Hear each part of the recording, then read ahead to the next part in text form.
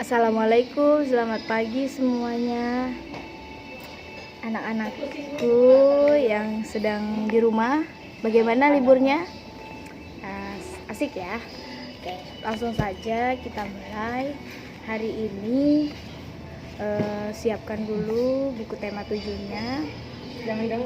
Kalau sudah siap, silakan dibuka halaman 22 ya. Di halaman 22 ini ada teks tentang hasil teknologi pangan. Sudah dilihat? Sudah. Oke. Hasil teknologi pangan ini merupakan hasil atau semua benda-benda yang dihasilkan dari teknologi pangan. Nah, pangan itu kan makanan. Nah, makanan itu diolah lagi sehingga dia bisa tahan lama, ya. Itu adalah hasil dari teknologi pangan. Nah, di dalam wacana ini dibedakan yang namanya tinta merah dan tinta hitam. Nah, tinta merah ini menjelaskan tentang tinta merah ini adalah ide atau pokok gagasan, ya. Ide atau pokok gagasan setiap paragrafnya. Jadi semuanya ada berapa paragraf? Ada 3 ya. 1, manusia butuh makanan terus-menerus. 2, nah, paragraf yang kedua yang tinta merah, agar makanan selalu tersedia, manusia mulai menggunakan teknologi pangan.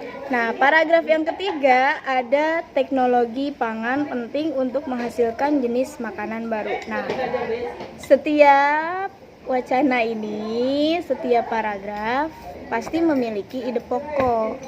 Ide pokoknya itu bisa kalian ambil pada kalimat pertama setiap paragraf.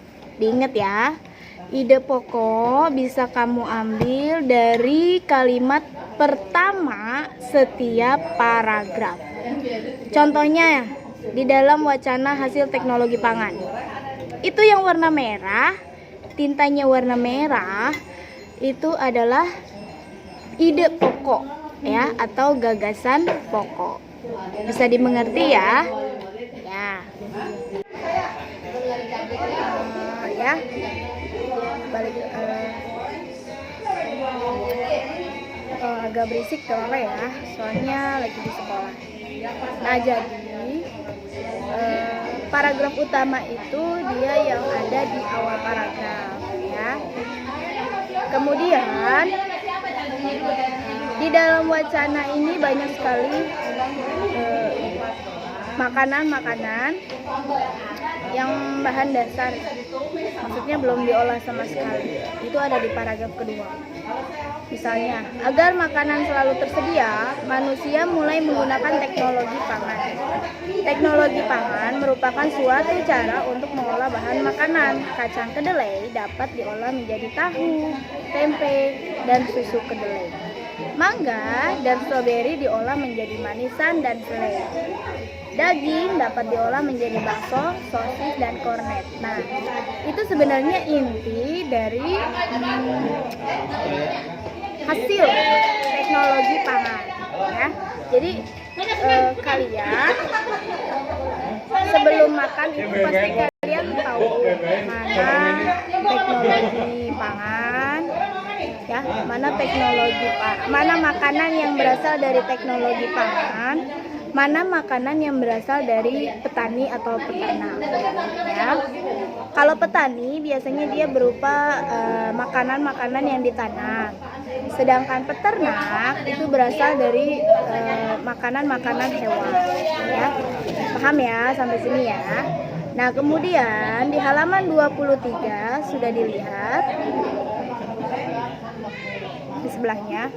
Di halaman 23 di sini ada tabel nomor hasil panen ya. Jadi hasil panen itu boleh dari peternak, boleh dari pertanian ya, 5 aja. Kemudian kalian kerjakan ya yang hasil panennya. Bikin kotaknya di buku tulis tema. Lalu sebelahnya nomor 1, hasil teknologi pangannya itu tahu. Berarti kacang kedelai ini bisa dibuat tahu, ya. Misalnya lagi nomor 2, contoh 2, misalnya daging. Bisa dibuat apa dengan teknologi pangannya? Bisa dibuat sosis, ya, bisa dibuat kornet dan lain sebagainya. Silakan kalian kerjakan 1 sampai 5, ya. Jadi hasil panennya 5, hasil teknologi pangannya 5. Dibuat garisnya yang rapi dengan menggunakan penggaris, ya. Jangan melenceng atau mencong-mencong. Nah, untuk yang berikutnya, yang bawahnya, ini ada tuliskan kembali kalimat utama dari setiap paragraf agar dapat berbentuk ringkasan. Kamu cukup menyalin semua tulisan yang berwarna merah atau pokok paragraf pada setiap paragraf hasil teknologi pangan, ya. Kalian salin semuanya paragrafnya. Misalnya yang pertama, manusia butuh makanan terus menerus. Terus paragraf yang keduanya juga langsung aja nyambung, ya. Agar makanan selalu tersedia, manusia mulai menggunakan teknologi pangan. Yang ketiga, teknologi pangan penting untuk menghasilkan jenis makanan baru. Itu dibuat saja nyambung, tidak usah dipisah-pisah. Paragraf 1 sampai paragraf ketiga, ya. Oke, berikutnya halaman 24. Setelah membaca dan bercerita tentang teknologi pangan, Lani mengajak teman-teman bernyanyi bersama. Bibi Lani memperkenalkan sebuah lagu baru. Nah, lagunya adalah Tukang Sayur. Karyanya siapa? Ate Mahmud. Tukang Sayur. Nadanya tahu ya. Di depan rumah kami setiap pagi lewat tukang sayur. Langganan ibu, sayur-sayur, sayur-sayur. Demikian seru bang tukang sayur. Dari rumah ke rumah tak kenal lelah. Dijualnya sayur dengan ramahnya. Sayur-sayur, sayur-sayur. Demikian seru bang tukang sayur, ya. Oke, bisa ya. Nanti kita nyanyi sama-sama. Dengarkan dengan kemudian ya, dilihat halaman 25. Dengarkan dengan baik lagu Tukang Sayur yang tadi dinyanyikan oleh guru ibu, ya. Tapi ibu nyanyinya tadi nggak terlalu ini sih, nggak terlalu intens. Nanti aja kita nyanyi sama-sama. Nah, masih ingatkah kamu arti dari pola irama? Nah, pola irama adalah susunan sekelompok bunyi yang muncul berulang-ulang secara teratur dalam sebuah lagu, ya. Apakah lagu Tukang Sayur memiliki pola irama yang berbeda? Beda ya, dari setiap baitnya. Nah, oleh karena itu pola irama diiringi dengan tepuk tangan, pola irama 2 diiringi dengan petikan jari, ya. Oke, paham sampai sini ya. Pola irama adalah ketukan nada yang berulang, ya. Kemudian halaman 27. Halaman 27 sudah dilihat. Di halaman 27 ini ada persegi. Persegi kalau dibagi 2 itu jatuhnya jadi segitiga, ya. Nah, kalau persegi utuh itu dihitungnya 1. Tapi kalau perseginya dibagi 2 itu menjadi 1 atau setengah, 1/2, ya. Jadi kalau mau dijadikan 1 harus ada 2 segitiganya. Paham ya? Nah, di halaman 28 di sini ada tugas.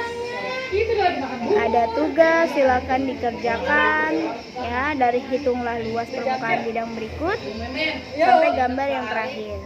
Jadi tugasnya 2 ya. Hari ini tugasnya 2 di buku tema. Paham ya? Tugasnya 2 di buku tema, yaitu halaman 23 yang ayo berlatih sama yang menuliskan paragraf. Yang kedua halaman 28. Oke, Ibu tunggu uploadnya di Google Classroom. Demikian dari Ibu. Wassalamualaikum warahmatullahi wabarakatuh. Salam sayang untuk semuanya anak-anak Ibu yang sedang libur tapi tidak boleh kemana-mana ya. I miss you.